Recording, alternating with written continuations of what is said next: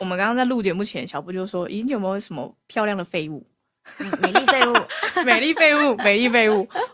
然后就是比如说，就是你出去玩，你总会冲动消费嘛，哇，然后你就比如说哇，你觉得去到一些很美的地对啊，方。你都觉得出去玩了，对不对？那是不是要买一些好像值得纪念的东西这样子？然后我买了这个嘛，我们就要在出那个迪士尼钱的时候，就想说好像要帮他找另外一半，所以呢就是走一走呢，就不小心就是看到有人在卖，然后跟人家杀了价之后就买了一整组这样子。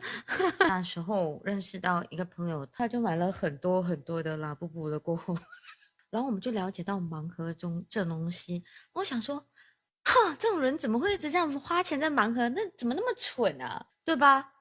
怎么会那么蠢呢？